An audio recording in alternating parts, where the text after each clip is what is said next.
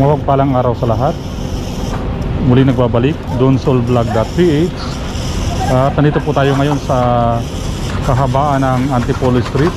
Okay, at nasa pagitan po tayo ngayon ng Pahardi Street at ng Permisa Street.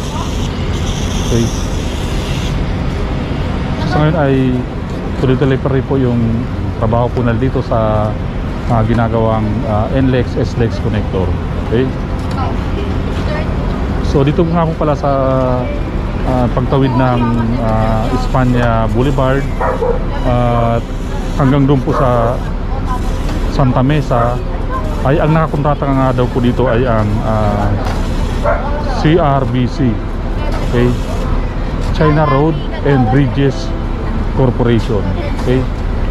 So ito nga po ay makikita po natin ngayon, mayroon po ditong ginawa silang board pile. Okay.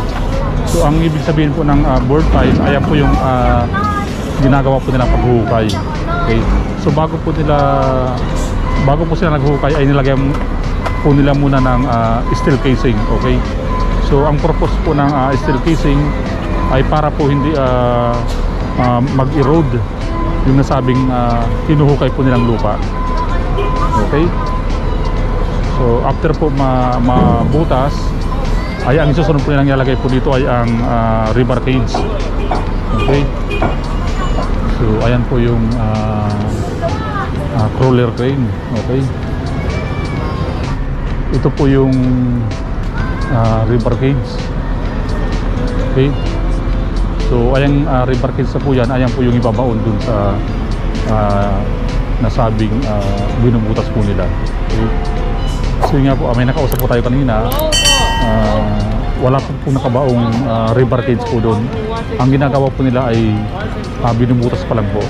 So ayan po yung procedure po ng pagbubutas. So board pile, then steel casing. Okay, so after po mabutas po nila yung pinakailalim po, kapo ibabaon po itong nasabing rebar cage. Okay. So ayan po, ito po yung papuntang Espanya. So ito naman po yung papuntang G2Ason. Okay.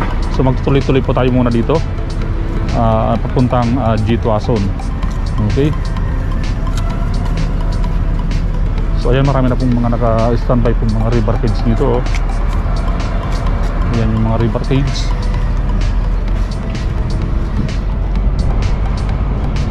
Okay. So dito po ay napakalawag po ng daanan po dito. Saka may nakaharang na po dito yung mga concrete barrier. Oh.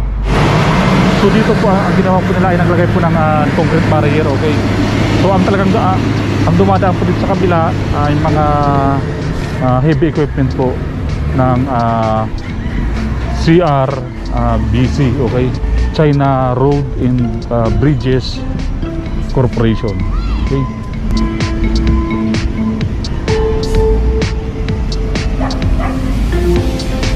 So update din po tayo dito sa bandang unahan po. Ito po yung puntang bandang Sobridad. Okay. Dito po ay ang piling dumaan lang po ay motor. Okay. So dyan po sa kabila talaga maluwag. Ayan po yung daanan po ng mga heavy equipment po nila. Okay. Motor lang, motor. Ayun, motor lang talaga ang magkasya po dito. So ito po yung mga heavy equipment po nila.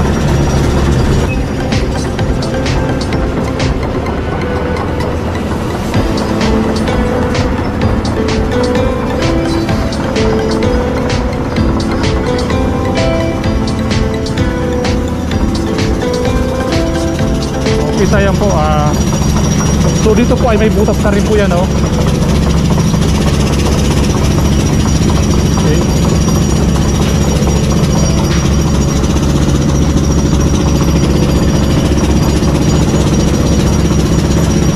Mapapansin nyo nga po pala dito sa kahabaan po ng Antipolo Street sa pagitan po ng Espanya hanggang dun sa G2Ason ay wala po tayong makikitang yung parang tubo. Okay, yung unlike po dun sa kabila sa Espanya Boulevard po.